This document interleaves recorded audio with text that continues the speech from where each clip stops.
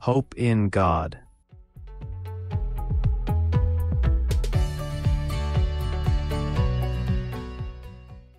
Second Corinthians chapter 4, verse 17. For our light affliction, which is but for a moment, is working for us a far more exceeding and eternal weight of glory. Ikalawang Korinto, Kabanata 4, versikulo 17. Ang bahagya at panandaliang kapighatiang dinaranas namin ngayon ay magbubunga ng kagalakang walang hanggan at walang katulad.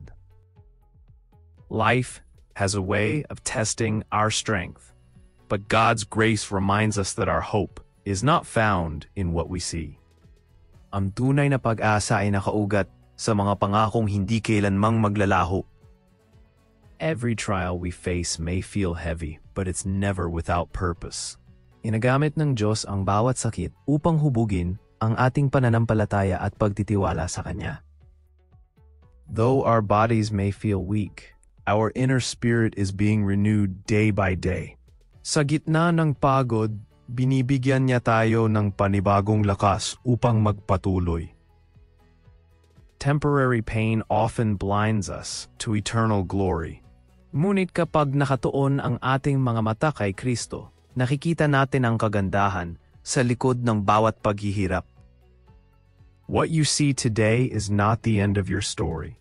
Ang mga pagsubok na nararanasan mo ay bahagi lamang ng mas magandang plano ng Diyos para sa iyo. When life feels uncertain, fix your eyes on the unseen promises of God. Dahil sa Kanya, may katiyakan sa gitna ng kaguluhan at kapayapaan sa gitna ng unos. The world may shake, but eternal hope stands firm in Christ. Ang pag-asa kay Jesus ang matibay na sandigan na hindi kailanman mawawasak. So keep your focus on eternity, not on temporary struggles.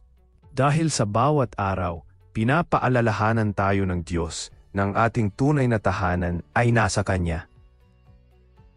Salamat sa panonood. Kung na-bless ka sa video na ito, mangyaring huwag kalimutang mag-like at magkomento. Huwag mag-atubiling i-share sa iba na nangangailangan ng biyaya ng Diyos ngayon. Mangyaring mag-subscribe at i-click ang bell icon para ma-notify at manood ng iba pang mga inspirational na video tulad nito.